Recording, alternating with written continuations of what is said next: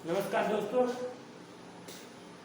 पिछली वीडियो में हमने आप लोगों को पुष्पीय पौधों में लैंगिक जनन के बारे में सिर्फ मैंने पुष्पों के बारे पुष्प के सभी अंगों के बारे में परिचय करवाया था, जिससे आपको आगे पढ़ने में कोई दिक्कत ना आए, आपको समझ में आए किस भाग को क्या कहते हैं। मैंने बता दिया था। मैंने बताया था पुष्पों में 2 चक्र होते हैं। एक होता है सहायक चक्र, दूसरा होता है जनन चक्र। जो सहायक चक्र होता है उसका कोई रोल नहीं होता है, लेकिन जो दूसरा चक्र होता है उसके 2 भाग होते हैं। एक तो पुमंग होता है, दूसरा जायांग होता है। अब मैंने बताया था एक जो पुमंग के एक जो होगा सिंगल होंगे उसको क्या कहते हैं, पुंकेसर कहते हैं, जिसकी संरचना इस तरह से बताई थी। इस तरह से संरचना मैंने बताई थी आपको। इसमें 2 फलियां होती हैं इस तरह से। ये नर जननांग होता है, इसी के बारे में हम आज आपको पढ़ाएंगे। तो इसमें सबसे पहले हम पुंकेसर के या पुमंग के प्रत्येक भाग का अध्ययन करेंगे। तो इसमें जो है हम सबसे पहले अध्ययन करेंगे कि ये कैसे इसकी संरचना कैसे होती है। तो सबसे पहले हम आपको ये बताना चाहेंगे, ये जो है अधोअस्तरी कोशिकाओं से बना होता है। ये कुल मिला के पहले इसकी संरचना इस तरह से होती है। ये अगर आप देखेंगे ये इस तरह से,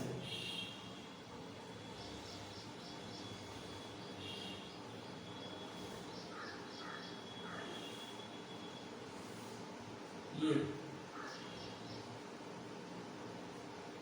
इस तरह से। और जो नीचे वाली संरचना कुछ इस तरह से होती है।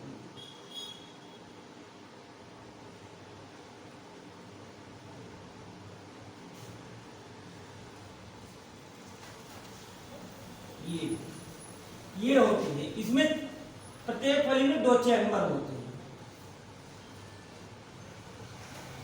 ये इस तरह से अगर इसको काट के देखा जाए तो ये ऊपर वाली हो गई, नीचे वाली संरचना। इसमें जो है प्रत्येक फली में 2 चैम्बर होते हैं। कुल मिलाकर कितने होंगे, 4। इस चैम्बर में जो है परागकण पाए जाते हैं। इसी चैम्बर में परागकण पाए जाते हैं। तो अब हम सबसे पहले इसकी बाह्य संरचना को पढ़ेंगे। तो ये जो बाहर इसकी बनावट होती है वो अधोअस्तरी कोशिका से बना होता है। इससे बना होता है अधोअस्तरी कोशिका। ये मान लीजिए ये इसकी संरचना इस तरह से। तो ये बाहर अधोअस्तरी कोशिका होती है। अधोअस्तरी कोशिका डिवाइड होके आकार में बड़ी हो जाती है। पहले अधोअस्तरी कोशिका बड़ी हो जाती है और आकार में बड़ी होने के बाद प्रवच कोशिका बनाती है। और प्रवच कोशिका का समसूत्री विभाजन होता है। उसके बाद बनती क्या है, प्राथमिक भित्ति कोशिका और प्राथमिक कुंभजालु जनन कोशिका। तो जो प्राथमिक भित्ति कोशिका है, मान लीजिए ये होगा पहले अधोअस्तरी कोशिका, अधोअस्तरी कोशिका, अधोअस्तरी कोशिका। ये आकार में बड़ी होगी तब बनाएगी, आकार में बड़ी होगी प्रवच कोशिका बनाएगी। प्रवच कोशिका। फिर प्रवच कोशिका क्या बनाएगी, प्रवच कोशिका दो चीजें बनाएगी, इनका समसूत्री विभाजन होगा। ये होगी प्राथमिक भित्ति कोशिका, प्राथमिक भित्ति कोशिका। दूसरी होगी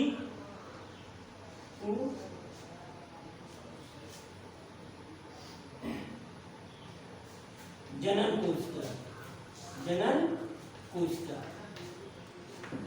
अब यदि प्राथमिक भित्ति कोशिका में फिर विभाजन होगा तो ये जो है तीन खंडों में विभाजित होगी, जिसमें क्या होगा, पहला बाह्य स्तर होगा, दूसरा मध्य स्तर होगा, तीसरा जो है टेप्टम। तीसरे स्तर को क्या कहते हैं, टेप्टम। तो ये जब 3 में बटेगा, कितने में, ये अब इसके बारे में अध्ययन करो तो इसमें 3 हो जाएगा। ये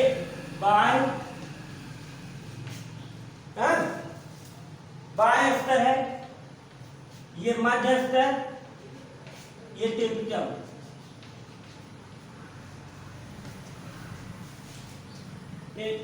यानी अधोस्तरी कोशिकाएं से बना हुआ होता है। तो सर्वप्रथम अधोस्तरी कोशिका बनती है, उसके बाद जो है आकार में बड़ी होकर प्रवस कोशिका बनाती है। प्रवस कोशिका का समसूत्री विभाजन होता है तो उससे दो कोशिकाएं बनती है, जो कि एक कहलाता है प्राथमिक भित्ति कोशिका, दूसरा कहा जाता है जनन कोशिका। इस तरह से अब प्राथमिक भित्ति कोशिका फिर डिवाइड होती है, जिसमें बनता है बाह्य स्तर, मध्य स्तर और टेप्टम। ये सबसे बाहरी स्तर होता है। ये बाह्य स्तर जो कठोर होता है,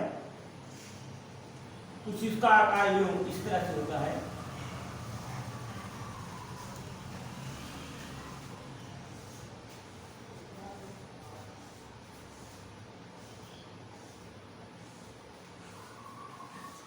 ये बाहर। अब इसके बाद जो दूसरा होता है जिसको मध्य स्तर कहते हैं, इसमें 3 स्तर पाए जाते हैं। ये इसके कितने होते हैं? 1 से 3 स्तर। कितने होते हैं? 3। इस तरह से इसके 3 स्तर हो जाते हैं।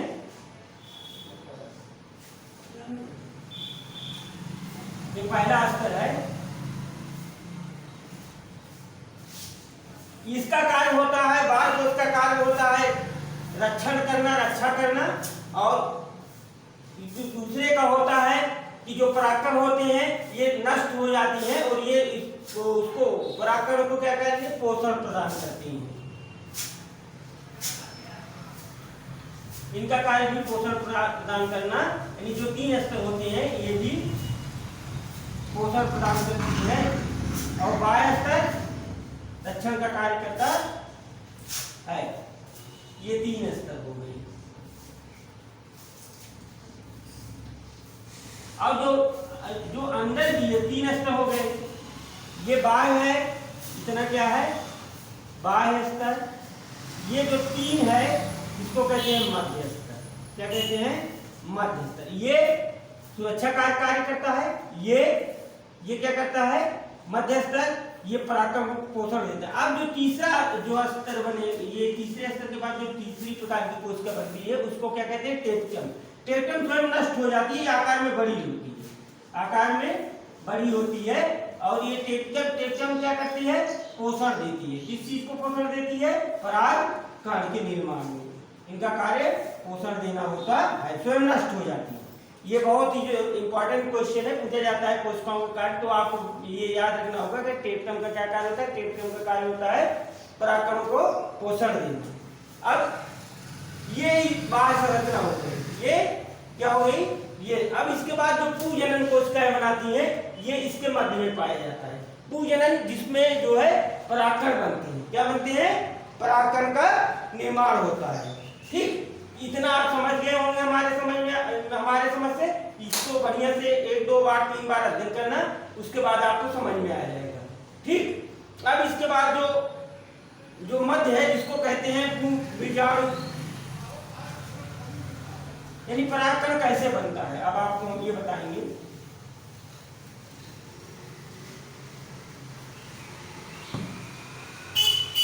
परागकण की संरचना। अब इससे पहले हम आपको बताना चाह रहे थे, इसके अंदर जो होता था, इसके बीच में ये बाहर कोशिकाएं थी टेप्टम के अंदर। ये इसमें क्या था? ये कोशिकाएं क्या बना रही थी? ये कोशिकाएं परागकण का निर्माण करती थी। पूजनन कोशिकाएं क्या करती हैं? परागकण का निर्माण करती हैं। हाँ, और एक चीज और हम बताना भूल गए आपको, जो चैम्बर्स होते हैं उसको बीजाणुधानी कहते हैं। उसको क्या कहते हैं? जो चैम्बर हमने इस तरह से बताया था आपको, इस तरह से ऐसे चैम्बर था, इसको बीजाणुधानी कहते हैं। इसको बीजाणुधानी का निर्माण के बारे में आपको मैंने अभी तक बताया। अब हम बता रहे हैं बीजाणु या माइक्रोस्पोर, यानी इसको जो है ये जो परागकण होते हैं वो कैसे बनते हैं। अब उसके लिए आप सर्वप्रथम होता क्या है? इसके 2 स्तर होते हैं।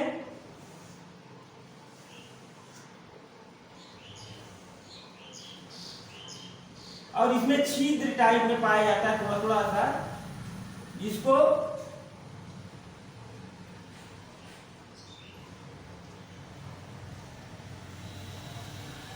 जनन छिद्र कहते हैं। क्या कहते हैं? जनन छिद्र कहते हैं। हाँ, और ये बाहर जो बाहर वाली होती है बहुत ही कठोर होती है, इसको कहते हैं बाह्य चोल। बाह्य चोल ये क्या है? अंतः चोल। इसको क्या कहते हैं? अंतः चोल। इस तरह से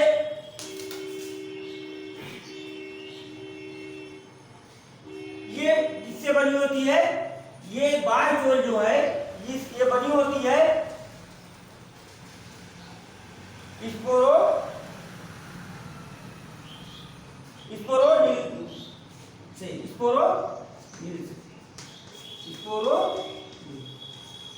से बनी होती है। ये पेप्टोसेलुलोज का बना होता है। अंतः चोल किससे बना होता है?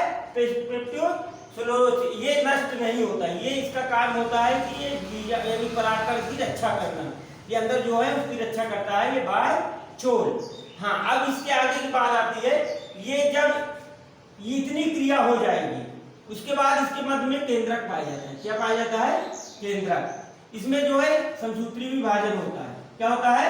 समसूत्री विभाजन। एक केंद्रक से दो केंद्रक बनते हैं। एक केंद्रक से कितने केंद्रक बन जाते हैं? दो केंद्रक बन जाते हैं।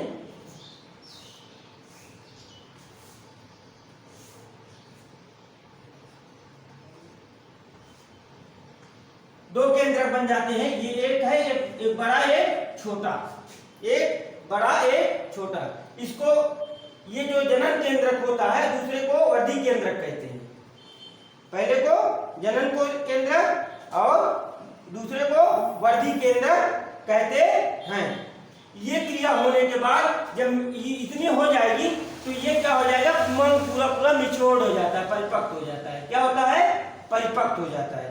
जब उमंग परिपक्व हो जाता है इसके बाद उसमें फूटन होता है, वो फूटता है, टूटने के बाद उससे जो है परागकण बाहर आते हैं। अब इसके आगे की क्रिया इसमें और होती है। होती क्या है? जिस समय ये जब फूट के हमको पता है कि पुष्प के मादा अंग पे यानी मादा जनन अंग, इसको क्या कहते हैं? गैनोसियम कहते हैं। उसमें जाकर पड़ता है उसके वर्तिकाग्र पे। किस पे? उसके वर्तिकाग्र, उसके वर्तिकाग्र पे। तो यहां पर एक पराग नलिका बनाता है। क्या बनाता है? पराग नलिका बनाएगा। और ये जो केंद्रक छोटा होता है ये यहाँ पर होता है दो भागों में विभाजित होता है। यानी जो जनन केंद्रक होता है ये दो भागों में विभाजित हो जाता है।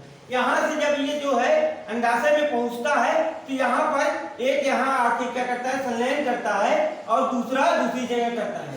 अब इसके बाद जो है आगे मतलब इसके बाद की जानकारी अगले वीडियो में हम आपको देंगे। इतना अध्ययन करते रहिए कि मिच्योर्ड परागकण को मिच्योर्ड हुआ। मिच्योर्ड होने के बाद जो है ये जायांग पड़ा, जायांग के वर्तिकाग्र में पराग नलिका का निर्माण हुआ। उसके बाद अंडाशय में पहुंचा और उसका जो है नाभिक संलयन हुआ।